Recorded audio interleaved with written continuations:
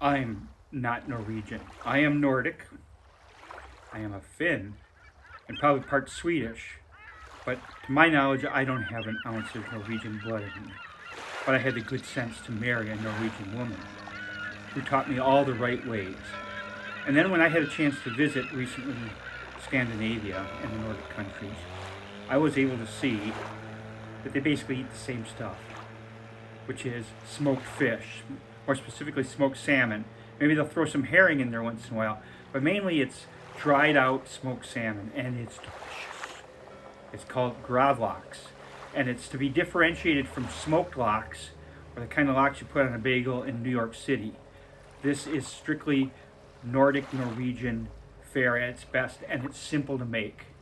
So go Nordic countries, go Norway, go Dr. Mom, Norwegian woman extraordinaire, on Cooking with the Dad.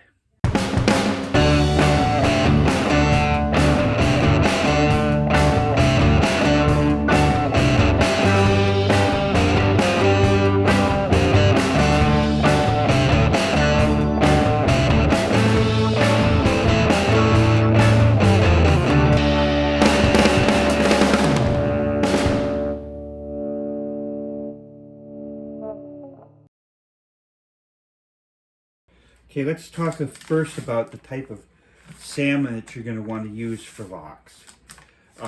There's all kinds of salmon you can get. I really like Norwegian farm salmon or Alaska farm salmon that is either an Atlantic salmon or something similar, because you want a fairly thick fillet and a fairly fatty salmon. You don't want a lean salmon.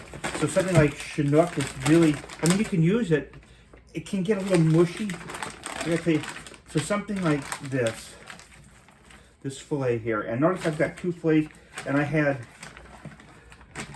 my guy at the fish place, which is the grocery store, cut me two fillets that were about the same. I like to have, it doesn't have to be the case, but I like to have two fillets that are about the same, because what you're gonna do, and they're gonna be skin on, not steaks. When we're done, we're gonna store them like this, and they're gonna be covered in our cure. A couple of things here. Take this. I'm not going to get rid of this butcher paper that came with it. That's going to be the key here, this paper that I'm going to put things in. Now, what you're going to need here, you don't have to dry this off or anything, just leave it like it is. Nice fresh salmon. This is something I've done new. When you got thick fillets, I'll give these kind of some scoring across there. And the reason for that is just simply to get a little bit more of the cure and the flavor into the salmon here. I might do a couple like that, but don't go crazy with that. Now, here's what you're going to need. You're going to need equal parts kosher salt. In this case, this is kosher sea salt. That is about, I'm going to call that maybe 3/4 of a cup, and then 3/4 a cup of brown sugar. It could be light brown sugar, but I prefer brown sugar. And both of these are the main parts of the cure. We're going to mix these together, and we're going to add one other thing. I like to add about 1/4 to 1/2 teaspoon of either ground cumin or ground coriander. Sometimes if I'm really exotic, I might grind up some juniper berries. But don't go excessive on the spices. They're just supposed to be very subtle, and don't go in the direction of a hot spice. I don't think that's appropriate for traditional Norwegian lox. I'm just going to mix this in right here with this, because we're going to mix this all together. And then the last thing that we're going to need, and this is really important, is dill. This is fresh dill, and I prefer fresh dill, coarsely chopped. But you couldn't use dry dill, and it'll work out okay too. In fact, it'll be much more convenient, but I'd use a little bit more dry dill. Okay, so this is really simple. We're going to get a bowl, which I should have got ahead of time, but I got a big bowl because I'm going to mix the cure together. So the salt, I got a little of that coriander in there, goes in there, and sugar. And just give these a good mixing with my hand. And the nice thing about this is you can tell really quickly. I have to go overboard. Really simple. Now, get my first fillet here. I'm going to just flip this over, and I'm going to put some of my cure here. Because what you're going to do is you're going to want to have your cure on both the skin side, which we don't perforate, and the flesh side, which is the most important. So I'm going to lay that on there like this. Now this is going to go on here. I'm going to rub this in. So I'm getting about half of each of the cure on is going to go on each fillet. Now, okay, I'm going to do that there. I'm going to save a little bit for the end because I'm going to put it on the top when I put these two together. So there's that. I'm rubbing it in just a little bit. Notice I'm keeping everything together. I've got just about that much left, and that's going to go on the top. Now here's where the dill goes. This is so difficult. You put the dill on one of the fillets that you're going to keep in place. Give it a nice patting. Maybe throw a little bit of salt on it just to keep it. It's just all going to get mixed together. Now you put one fillet on top of the other. Really tough stuff here, huh? And then you put the last of your cure on top, like so. You can't really have too much cure. It'll take whatever it takes to do it, because you know when you're done here, the cure comes off anyway. The cure being the salt and the sugar. It's the same thing, which is just draw moisture out of the flesh of the fish. All right, that is it. That is how you do it. I'm just going to take this. I'm going to fold this back the way it was as best you can. I'm going to use this paper. If you destroy your paper, you could go use other butcher paper. You could also wrap this in like Glad wrap and or aluminum foil. But I would, if you use the aluminum foil, put some Glad wrap on first, or wax paper, because I don't know if it'll give an off taste, but it could. And now I'm going to put a rubber band around this, because we're going to probably want to flip this once. I want you $56 for this. You might be able to get it cheaper. I prefer a really good cut for this, because remember, really, you're kind of eating this basically uncooked. I mean, curing is cooking. Not cheap, but it's going to be way cheaper than buying it at the store, and way better. I mean, you're going to get just a whole bunch. All right, last thing to do, take a knife, just gently here, I'm going to just poke holes in here, because what you're going to want, the fluids as they develop, the cure fluid, to be able to drain out a little bit. You don't want to poke through the fish too much, but you know what? It's not a big deal, man. All right, that is it. Now, I'm going to put this in here. It's going to go in the refrigerator, and ideally you'd have to have like a grate here just to keep it off so it's not sitting in some fluids, because you want it to drain. But here's a little trick that do it. Take 3 forks, one in the middle, upside down, one on the sides like this, and that'll just keep that off the plate.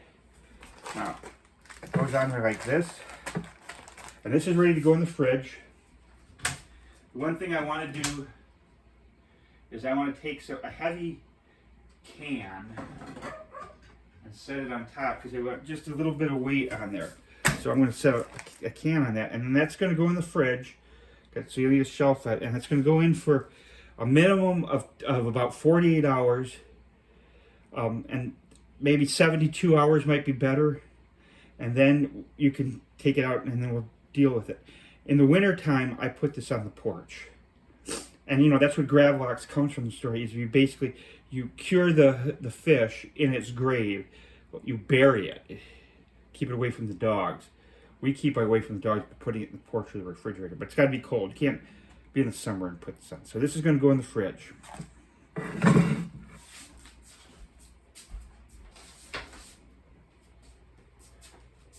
Fuck, man, there's no space in the fridge. Jesus Christ, who's going to eat these leftovers?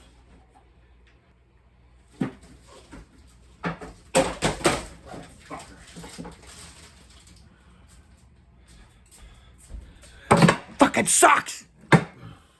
Okay, this has been curing in the fridge now for about 24 hours. We're going to flip it over, but I want to point out Look at the amount of fluid that has been extracted so far from this fish. And that's why it's important to allow this to drain. The whole process of curing is to extract water out of the item being cured. So we're going to flip that over, and oh man, look how expensive that was. Eee. And then we will continue for about another day with a little bit of weight on it, and then we should be ready to slice. Okay, here we have our lox, which have been curing now for about 48 hours. You can see the liquid that's been produced on this from the cure. That's really stuff.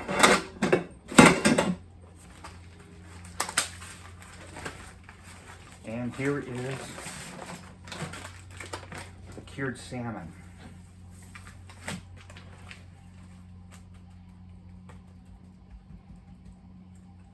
Yummy. So all that's left now is to slice the salmon. And for that, I'm going to push this over here. Work with one fillet at a time.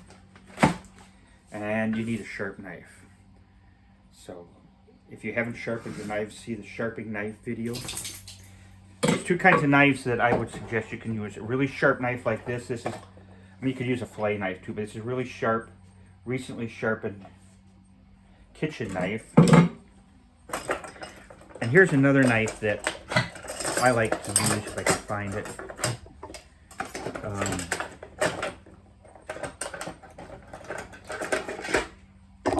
So this really thin serrated bread knife actually works really well too, because you use a sawing motion. But we'll start with this sharp knife. And what you're going to do is you're going to work opposite the grain. So the grain is going this way from the front to the back. So we're going to cut against the grain at an angle. So we'll just start out with some really small ones. See how beautifully that cuts? Want to get a thin cut. And we're going to go from the top. And eventually, as we move forward here, we're going to see we get a nice thin cut here. And we will get to the skin.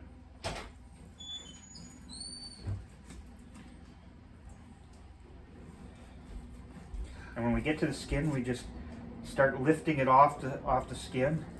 Our object here is to get nice, big, thin pieces.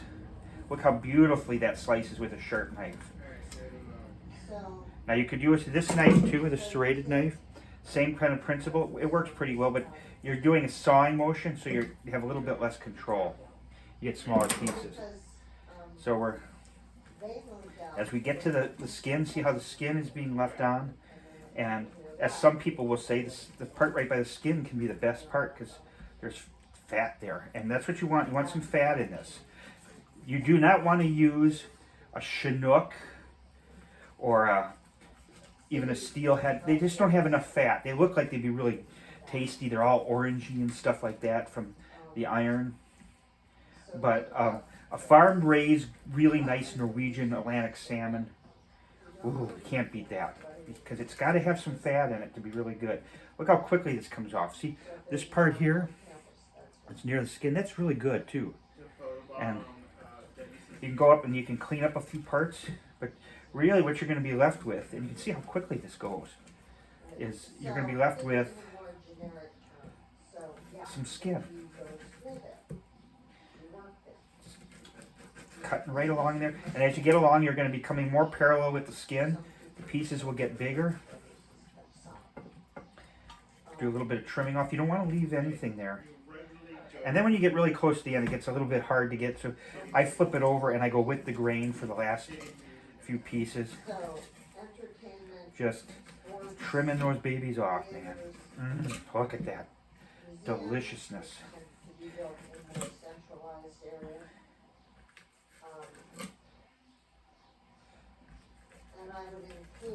There.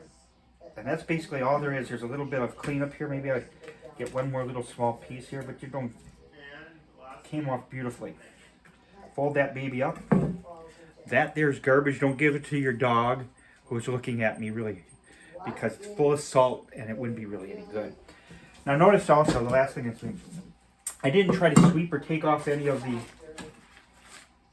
dill. I cut with the dill, and the dill then gets retained nicely in with this, and that is really good salmon. Oh my god. Oh, way better than anything you can buy.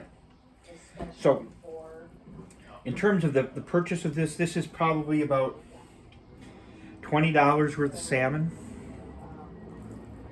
If you were to buy this lox at like this is about $40 worth of lox. So you're getting a significant savings by doing it yourself, and it's so much better.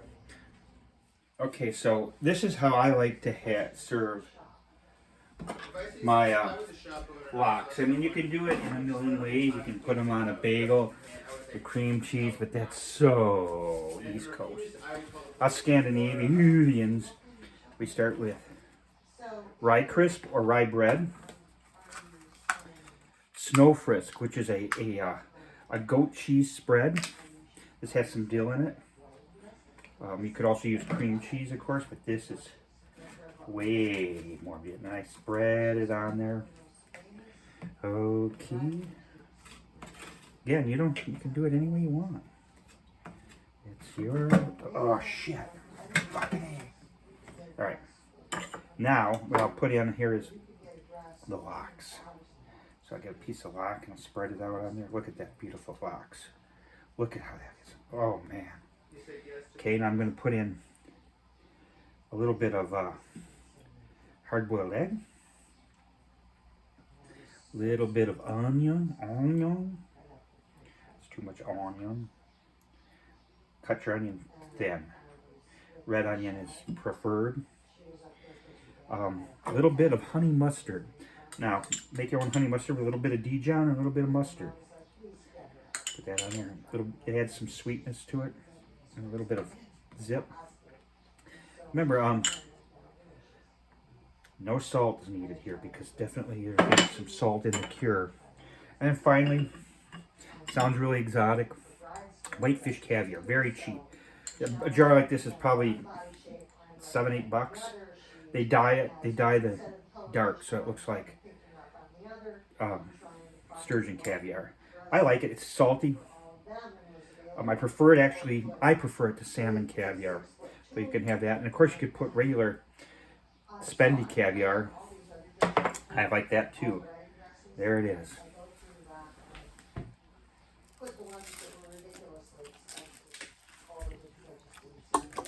Damn, the dog's got that piece. Look at that.